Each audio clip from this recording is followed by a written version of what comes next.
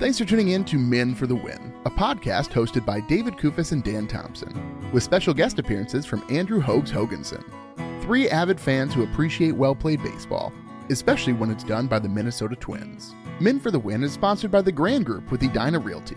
Are you looking to purchase a new home in the Twin Cities area? Or perhaps you're trying to sell your current home? The Grand Group with Edina Realty will meet all of your housing needs. Contact the Grand Group by emailing thegran, G-R-A-N, group at edinarealty.com or call them by phone at 612-817-8751. Men for the Win is part of the Pulltab Sports Network, covering sports, culture, and entertainment across the Midwest. Check them out at pulltabsports.com and give them a follow on all your social media platforms at Pulltab Sports. On this episode, David and Dan recap the Twins' three-game series against the Kansas City Royals. Thanks for listening. Enjoy.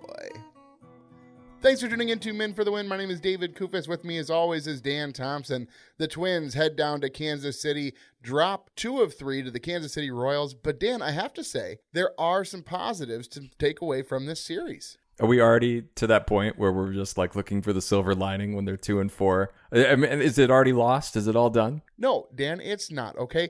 They're 2-4. They haven't had any home games yet. We can't write them off before they have home games, Dan. They might be the best home-playing baseball team in history. And if that's the case, Dan, how much egg would we have on our face if we already judged this team being 2-4 coming home before the home opener? That is, I guess that's fair. That's what they say in hockey, right? That if, the series isn't over until somebody loses a home game. So fair enough, David. Now, I got to say, I was looking at you earlier, and folks, we're having some streaming issues with this country Wi-Fi I've got. But David, you've taken the show on the road. What are we? Are we year 7 of the podcast? And this is your first episode outside your basement or your upstairs? Like, those have been your 2 spots. My 2 spots, Dan. I usually refuse to travel. When I'm on vacation, I don't do work, like my day-to-day work, and I don't do podcasts. However, there's some extenuating circumstances. I think Hoags is somewhere traveling. And so here I am, Dan. I'm in this very small room. And the thing is, folks, I called ahead to the hotel last week and I was like, hey, do you guys have like a business center or something? Because I'm going to need to do some recording. And they're like, yeah, we totally have one. It's on the 2nd floor, but it is first come, first serve. So I thought, okay, no problem. Like, nobody's going to be in here at like 10:30 at night when we're recording the podcast. Well, Dan, then I come to find out as we check into the hotel, the reason why they specified first come, first serve is because it's a little fishbowl of a room with one desk and a monitor on it. And I'm like, well, thank goodness I am the only one here because you couldn't have more than one person in this room, Dan Thompson. Well, I'm glad that you took the show on the road. I think this is like spot 17 for me. I've taken on this road lots of times. Doesn't it feel good? It's like going to a road baseball game, right? Like you get a new setup. You kind of get to observe like the lay of the windows. Like, are you taking it in like Dan. You might take in Kaufman Stadium? No, not at all, Dan. I have one laptop screen. I'm constantly switching between windows here. I'm in a chair that's the worst. that I clearly don't really fit in. And I have it's not good. It's not good. And this chair is from like the 80s, Dan. Like it's not good. I don't care for this at all. I will do whatever I can in all of my power to not have to do this again. Setting up, trying to figure out if things are plugged in or not. And like, there's no space on this desk, Dan. And for whatever reason, this is the one room in the entire hotel that's not 1,000 degrees. They apparently have all of the cold air blowing into this room. But last night, as I'm trying to sleep in this hotel room and it's 94 degrees in my room, I'm dying here. And now here I am freezing to death trying to record this podcast with you, Dan. Well, we probably shouldn't mention the name of your hotel, I think, just in case that there are listeners here. So we'll move forward here. We should actually say sorry.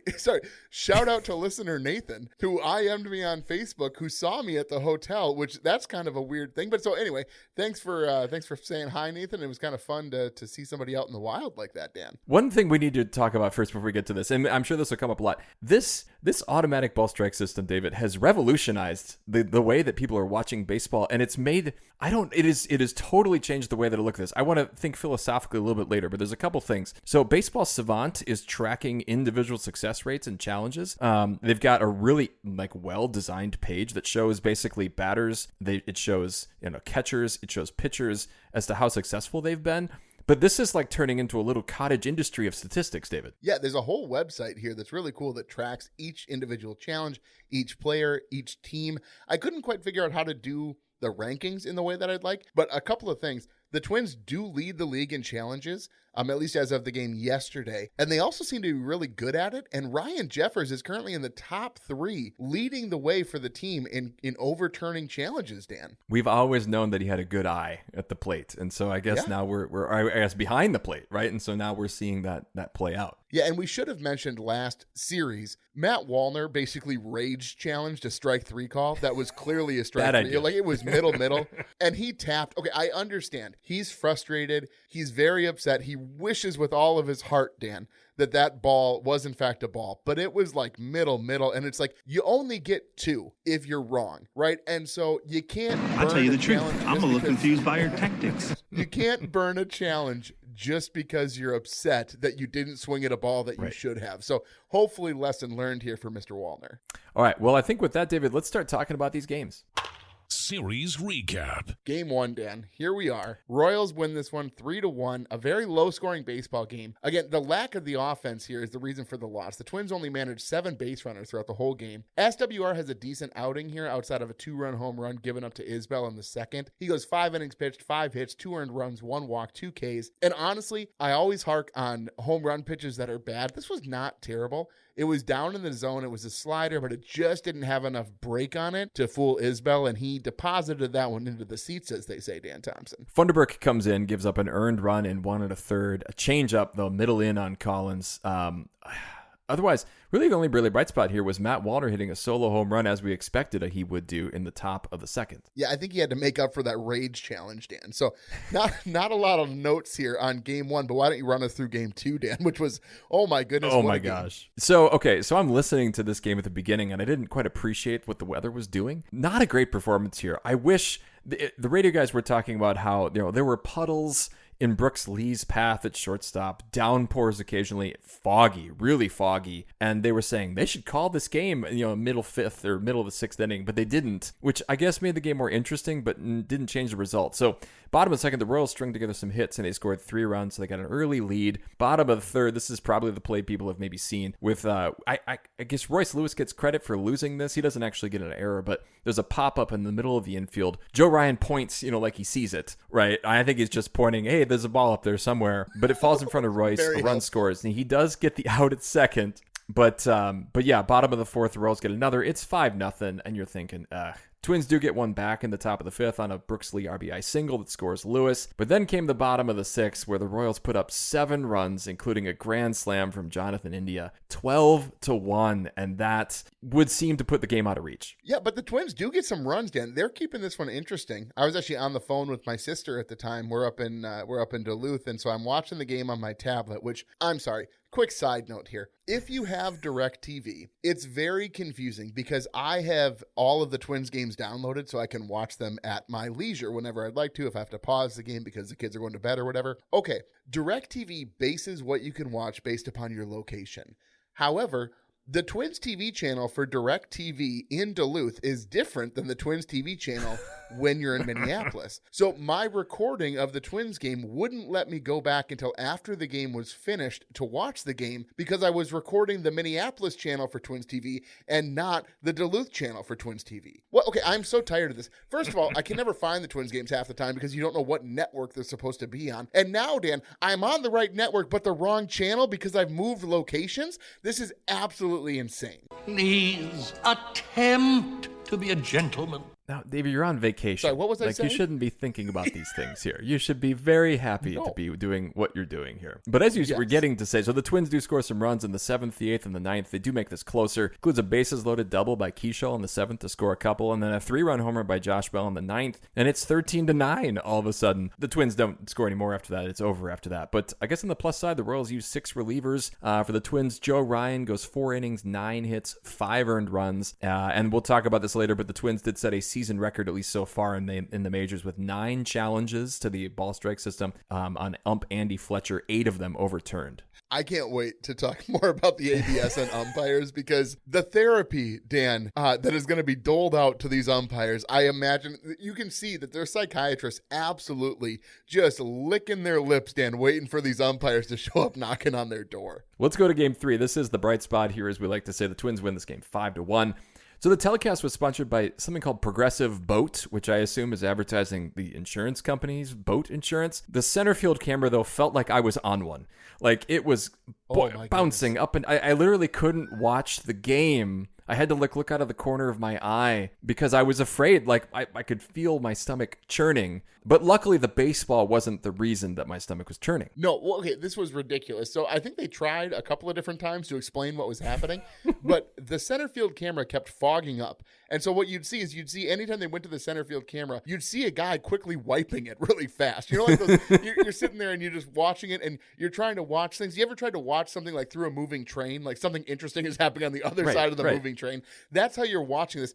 So the number of pitches that you actually got to see in this game from the camera that we're all used to seeing was nominal at best. So most of the time, the viewpoint you got was the behind home plate camera, which is not helpful at all because you have no idea. You can't see where the pitch is going or whatnot. All you see is the umpire's call. And I'm getting so frustrated, Dan, because I have become so trained when watching a baseball game to look at certain parts of the screen during certain parts of the game. And if you're going to show me a behind home plate camera angle during pitches, I don't think I'd be a baseball fan anymore, Dan. No, it's not ideal. It's like you're watching the game on the seats. And like, well, one of the reasons they like watching it on TV is you can see all that stuff. You can see the square, right? Or the rectangle. Couldn't see that. I kind of felt like a Twins batter or something like that. But anyway, Twins. So they score first. Terrible game to talk about that, Dan. Well, fair enough. All right. So Twins score first in the top of the second, kind of despite themselves. It was an interesting play. So Caratini, of course, is thrown out going first to third for some reason on a ball that's kind of hit up, kind of into right center. Now, Clemens, to his credit, does go to second on the play, which was important because then he came around to score when Salvador Perez kind of jumped up and tried to throw behind him at second base. Glenn Perkins pointed out that it looked like maybe Cody Clemens was taking his gloves off, like he had miscounted. But in any case, he has the wherewithal to move and run around third and score. So it's 1-0 Twins, and it's like that for a long time. Quiet through the middle innings. Taj Bradley, who had some jams early, actually gets through 6 innings, 5 hits, 1 walk, 3 Ks, no runs. Which was crucial here when you're trying to avoid a sweep. Yeah, top of the 8th, the Twins do manufacture a run. They load the bases. A sac fly by Buxton puts them up 2-0. And that run actually proves crucial because then in the bottom of the 8th, the Royals get one back on a hero of Italy, Vinny Pasquantino sac fly, which makes it 2-1. So the Twins are tight, and we don't have a ton of faith in the bullpen. But thank goodness, Dan, the things started to turn the Twins' way here in the 9th. Yeah, so they get not 1, not 2, but 3 solo home runs. A couple of them opposite field, Wallner and Clemens. That Clemens one proved to be crucial as well, David. And then Bell hits one, just a rocket to right to make it 5-1. The Royals do get a guy on or two in the 9th, but then there's a double play to get out of that. Just one Royals note: if you were watching these games and you thought you heard the name Kyle Isbell a lot, you did. The Royals center fielder was 7 for 11 in the series for RBI, but in the end, the Twins do win this one, David, and they avoid getting swept. Well, Dan, those are some miraculous numbers, and let me tell you, you could also say that CBD is a miracle drug. And you wouldn't be wrong because the list of benefits of using CBD is long. You can use it to knock out pain, you can use it to reduce inflammation, and you can use it to sleep better. And when you choose Cascade CBX Sport, you get these benefits, plus the peace of mind that their products are NSF certified for sport. CDB can help everyone from your aging grandmother managing her arthritis to a weekend warrior easing aches and pains, all the way to a college or pro athlete who doesn't want to risk their sponsorship or scholarship and needs CBD products free of over 300 banned substances. Visit CascadeCBXSport.com and trust the Shield to stay on the field. Catch 'em all, Kirby Puckett! Puckett's Picks winner. I was worried a little bit, David, as I was watching these games because Cody Clemens didn't play in Game 1, and then he didn't play in Game 2. But he played in Game 3, David. He had a great Game 3 for me, and that home run in the top of the 9th that maybe wasn't super meaningful was super meaningful for Puckett's Picks. I'm going to let you share the scores here of my victory. Quite frustrating. Dan does come away with the victory. Clemens had 7 points. Hogs came in second with Keyshaw, who had 5. I came in last with -3 for Buxton, but I was pretty close to third because the listeners took Lewis, who had -2. So it's a terrible start to the season for everybody except Dan Thompson. Dan Thompson now has 2.5 points on the season. Everybody else is sitting on goose eggs. Thank goodness, though, Josh Bell actually had 12 points for the series, so that means that Dan only gets the win worth 1 point, no bonus, thank goodness. I'm hoping, Dan, that we can turn this around, though, come this next series against the Rays. Beast versus bench. Is losing fun? Is losing fun?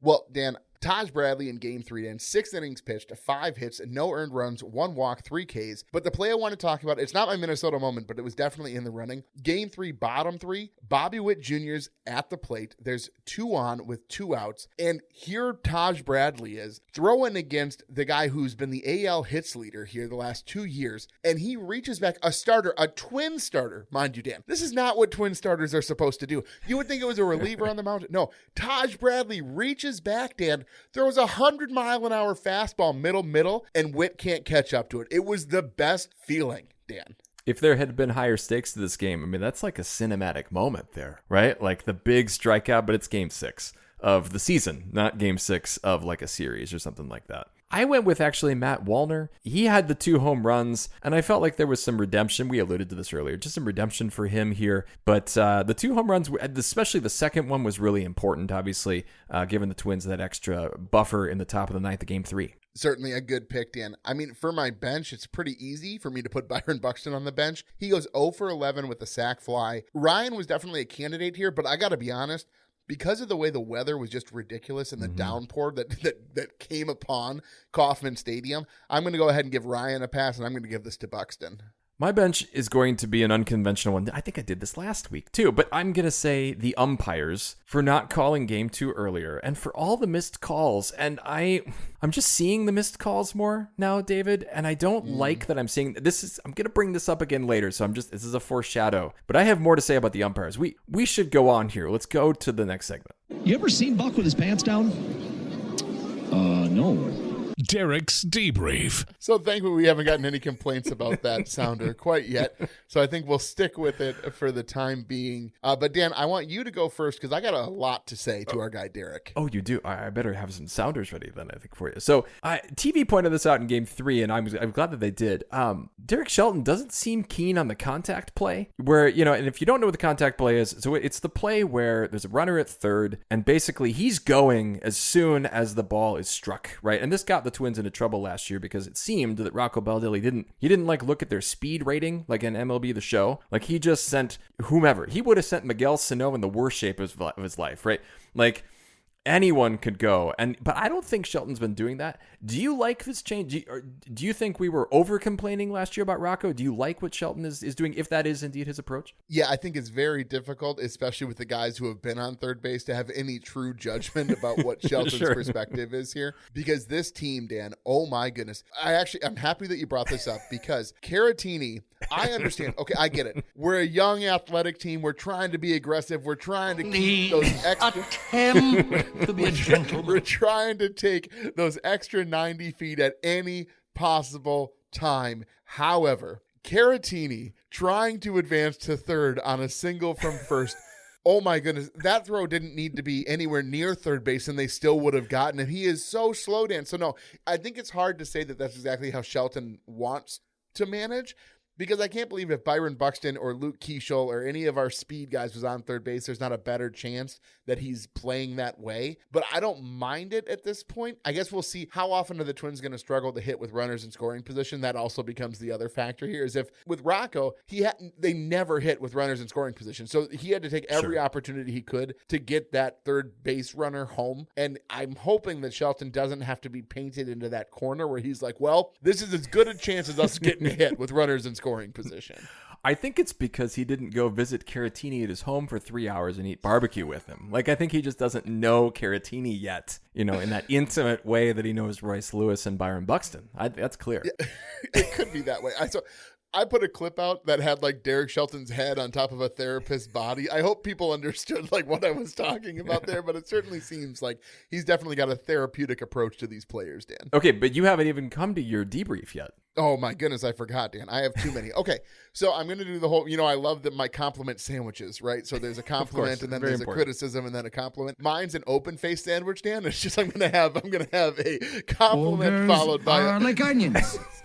by a pretty large criticism here. So, okay, first of all, I really appreciated, Derek, what you did in Game 3 when you let Bradley come out for the 6th inning. It was wonderful to see that his pitch count was high, but you still were like, you know what? He's pitching well. We don't have a bullpen. I get it. Let's go ahead and roll the dice here for the 6th inning. But then, Dan, this is what I don't understand. Game 3, top 8. Here's the criticism, Derek. And I know that you're not trying to be just like Rocco and you're trying to play the matchups and you're just letting people play the game. Runners on second, third. It's a one-run game. There's no outs. You have Jeffers, Lee, and Larnach all on the bench in a one-run game. You have Tristan Gray up at the plate. You have Schreiber on the mound, who's a righty. And you choose, as opposed to going with Larnach, who's a true lefty, or Brooks Lee, who's a switch hitter, you decide to stick with Tristan Gray, who is 0 for 3 on the day at that point, has like 12 at-bats at the major league. He's got more than that, but he doesn't have that many at-bats. What I don't understand here, Dan, is why are you not going with who's supposed to be your better hitters? Trevor Larnach comes into at-bat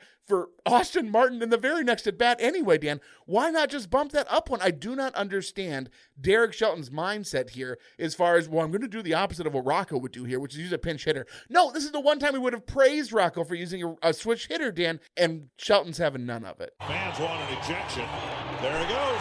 And that was Gardy's gripe. Okay, couple things. First, Tristan Gray is one of your best hitters right now. Anyway,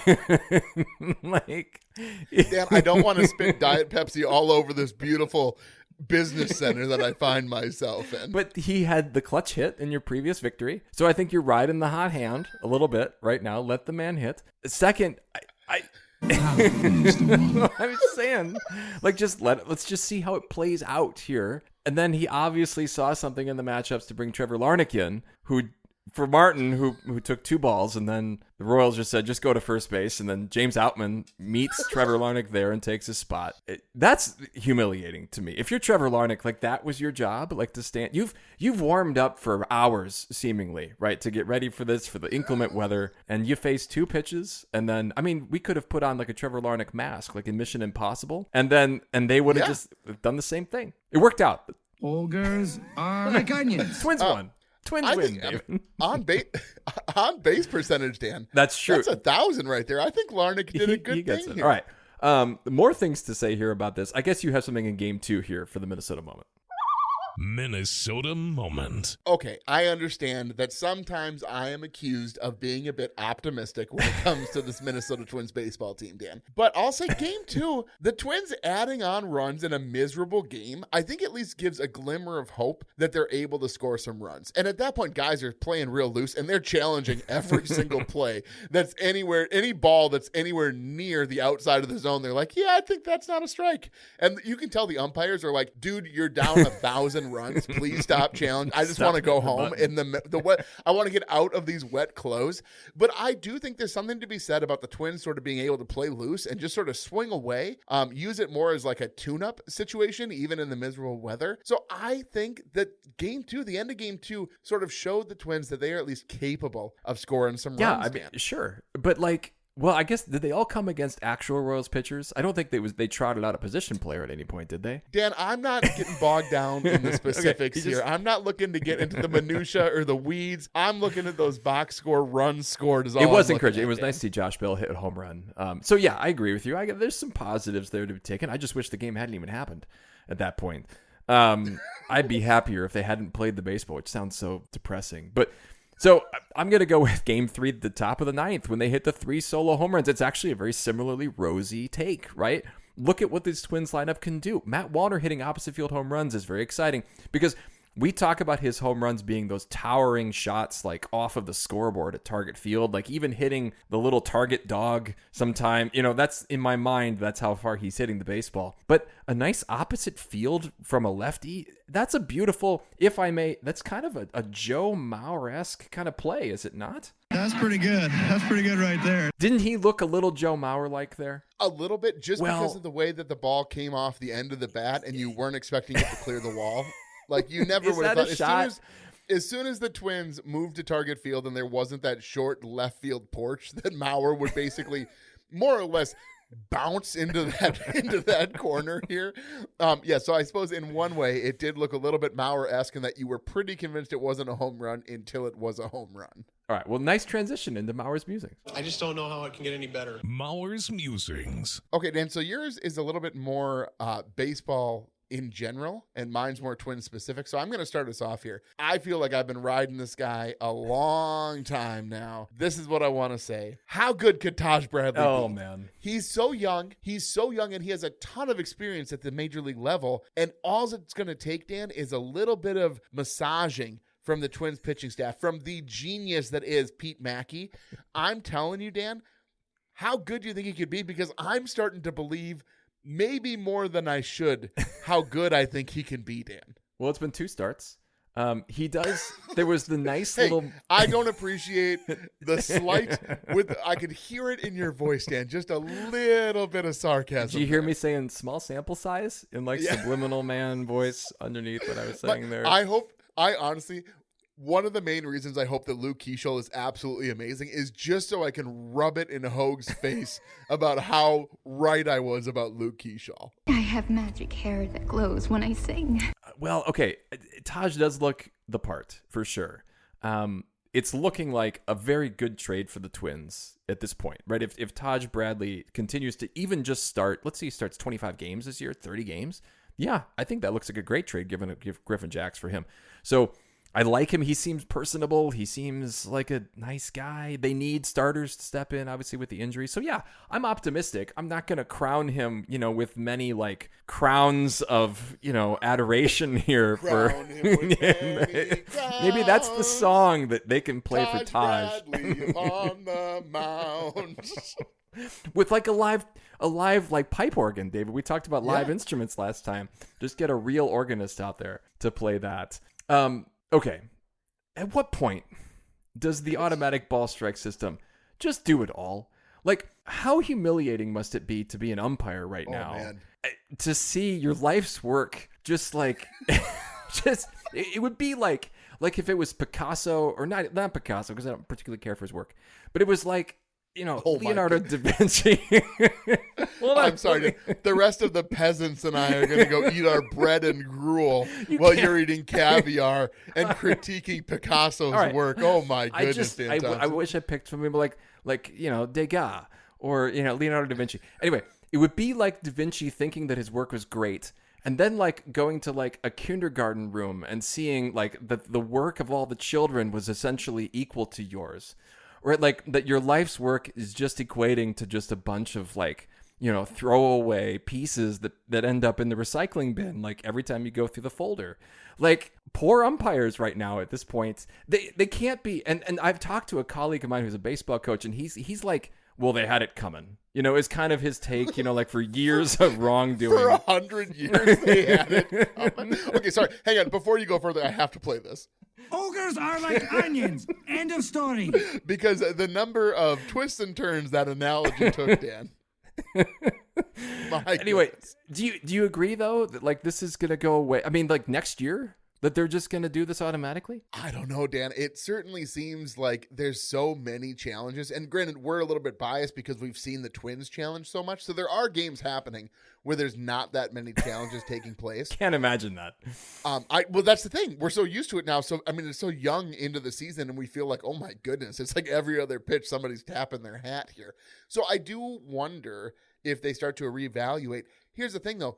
I don't know if the players want it. If you advertise like a poll for the MLB players as they're looking at the 2027 and potential lockout and stuff, is that on the block here as we want an automated strike zone all the time for every pitch? I don't know, but it does bring this, I'll say. What drama, what a game, what a finish. Like, people love it. It's like in Gladiator when like Commodus like puts his thumb out and like, like twisted up or down. Like that's what it feels like to me every time somebody goes to the pitch, right? What are we going to do? Is it a strike or is it a ball? Okay. Were you ever a tennis guy? Did you watch tennis ever? Oh, yeah. Yeah. In my younger years when I didn't have so many kids. Yeah, right? Okay, so that's how our lives are, right? It's just the more kids you have, the less sports you have to watch. Unless you're you can pick up UFC and F1, But all things I can watch on delay that no one's going to spoil, so it's okay, Dan. True. Okay, but so here's my question. So In tennis, what I really like is that whenever there's a call challenged and they use that cool like 3D thing or whatever, everybody basically drum rolls. And like tennis is sort of this, you know, I hesitate to say pretentious. I like to use Dan Thompson in that way instead. So it's kind of a Dan Thompson level person sport here, where it's very fancy people wearing their shirts with their collars and whatnot. But they all like turn into just schlubs like the rest of us, and they're stomping their feet as you're waiting for this call to be made. And so I do hope that like baseball starts like a little bit more of a tradition that when you're waiting for that T-Mobile pink box to pop up, like everyone in the stadium kind of pounds their feet and they all go, oh, and they sort of wait for the call. Are you not entertained? Are you not entertained? That's what it feels like to me a little bit too, David. Oh man, I love it though, Dan. Well, we'll see. All right, let's grade this series. We're kind of far apart on this. Series grades. Okay, so I'm going to give them a C. Game 1, they had a chance, but my goodness, you had to get some guys on the bases. Game 2, honestly, shouldn't have been played, so I'm sort of throwing that one to the wayside here. Too much just messiness with the weather. I still can't believe that they managed to get that game played and there was no stoppages. But then Game 3 was so uplifting, so I'm trying to like tone down my enthusiasm for Game 3. So I'm going to give them a C just because I think they really could have won 2 of these games if they just put some more guys on base in Game 1. I'm super fascinated to see what's going to happen here when they come home and the weather is terrible here. But we'll see, Dan. Maybe they'll figure out the offensive side of the ball here. Yeah, so with my rubric, again, top, middle, bottom of lineup, starters and bullpen, each out of 10. The starters and bullpen each gave a 9 out of 10, kind of for the reasons you said. Like, I'm going to give them a pass on the Game 2. Everything else, other than that, we're pretty good. Top of the lineup, 7 out of 10. Buxton was 0 for, you mentioned this earlier, 0 for 11 at the plate. Crucial part of the top of the lineup, not playing well. Middle, 9 out of 10, especially because Jeffers has been so good at the challenges, as you mentioned. But the bottom, 6 out of 10, 12 strikeouts. That's just too many. Especially, you know, when you've got Royce Lewis down there in the bottom and even Josh Bell for a couple of those. So it still adds up to a 40 out of 50, which is a B-. Yeah, that's not a bad score, Dan. It's not bad at all. Let's go ahead and jump into Herbie's headlines where we're going to touch a little bit more about the ABS. I don't know, Jack. It looked like Herbeck pulled him off the bag. Herbie's headlines. Okay, so nobody feels the ABS change more than CB Buckner, who had 6 calls overturned in the Reds-Red Sox game. And my favorite moment, Dan, is when there were back-to-back strikeouts called that were both overturned on challenges, because John Boy has a great breakdown of this, but I wish John Boy, he missed one little piece here that I wish he would have emphasized, where John Boy goes into this whole bit because CB Buckner, the first strikeout call is super emphatic and he's wailing his arms and he's ringing the guy up, and then it gets challenged, right? And so now he's super deflated and he's super bummed. And then the second one is even worse than the first pitch that gets challenged, right?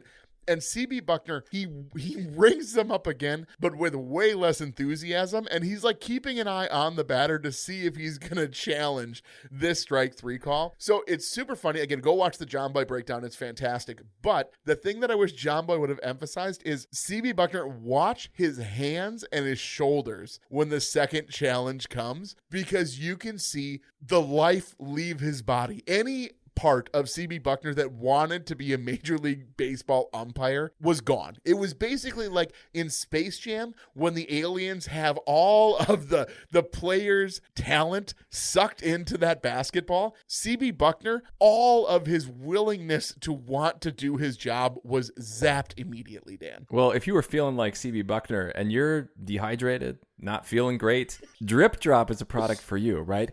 It is there for you as a hydration hero. It was invented more than a decade ago by Dr. Dolan during life-saving humanitarian missions across the globe. And so he created Drip Drop for fast hydration where IVs weren't possible. It's the next level breakthrough in hydration, backed by 6 decades of aura science designed for both speed and taste to deliver the fastest possible hydration. Drip Drop is like a secret weapon. Over 90% of all professional sports teams use them, including the Vikings, Wolves, Wild, and Twins. It's also used by the U.S. military, including Army Rangers and Navy SEALs. There's a reason they choose Drip Drop. It's a superior product. Simply put, it works faster, tastes better. Head to Amazon or dripdrop.com and order some Drip Drop. Mix with water and experience for yourself the fastest way to hydrate. Drip Drop. Okay, so the next piece here, Dan, there's just a little bit of a theme happening in the MLB, which I think part of it is 2027 looming, and part of it is I think teams are looking at the Dodgers and they're trying to find ways to fight back against the Dodgers spending, which, by the way, side note, we're a little bit behind the times here, but the Twins ranked dead last in the Athletics Hope-O-Meter, with 4.3% of the people in the Twins fandom are optimistic, whereas the Dodgers only have 0.2% of people who are pessimistic, which I just want to say to that 0.2% Dodger fans, that's like the people who didn't vote for Ichiro in the Hall of Fame. Like, what are you possibly thinking? But anyway, so what I want to talk about, though, is that the way that teams are combating against the Dodgers and not having to give out $800 million contracts like the Mets did to Soto is that they're putting all their chips on the young guys and hoping to sign them early. Two great examples of this. This is nuts. The Mariners gave $95 million to Colt Emerson. He hasn't even played in the MLB yet. And you thought, oh my goodness, that's pretty crazy. The Pirates are calling up 19-year-old Connor Griffin, the number one prospect in the MLB, for their home opener. And supposedly, Dan, they're working on a 9-year, $140 million deal. If the Twins did that with their top prospects, Dan, I don't know who their best player would be right now, but it wouldn't be anybody good because the Twins historically, besides Byron Buxton really being the guy and Royce Lewis being whatever he is, like historically, these top picks that the Twins have, if they signed them to long-term deals early, I don't know that this team would be in better shape. No, I think Wally Jenkins would be the candidate right now, but he's got some injury issues, at least the last couple of years. So he'd be the one. Give him the 7 for 100. You know, let's do something like that. What the heck? Give it a try. All right, let's go on. We got a pick for the Rays series as a home opener. And we'll see you tomorrow night. Puckett's Picks. Yeah, I'm a little disappointed, Dan. I will not be at the opener for the first time in, I think, 12 years. It's been a long time since I've missed a Twins opener, but I will deal on vacation with the family, having a nice time. The listeners are going to take Matt Wallner, who obviously is known for hitting bombs and not much else. I'm going to go ahead and take Buxton, and then Hoax takes Keyshaw, and so that just leaves you, Dan, and those are the names that are normally off the board. However, Royce Lewis is still there for the taking, Dan. You know, I think I have to go with my guy, Royce Lewis. Well, Dan, recording on the road is definitely not for me. I don't care for it at all, but it was still fun talking about the Twins. And folks, if you like what you hear, please tell a friend. You can follow us here on X at Men for the Win and find our Men for the Win Facebook and Instagram pages. Make sure you subscribe to the podcast on your favorite podcast platform so that you're notified when new episodes are available. And if you could leave us a rating or like, we'd greatly appreciate it. If you'd like to support the show further, you can find us on Patreon. Link in the description. Thanks for listening, and as always, go Twins. That'll wrap up another episode of Men for the Win, a podcast hosted by David Kufis and Dan Thompson, with special guest appearances from Andrew Hoags Hoganson, 3 avid fans who appreciate well-played baseball, especially when it's done by the Minnesota Twins. Thanks so much for listening, and as always, go Twins.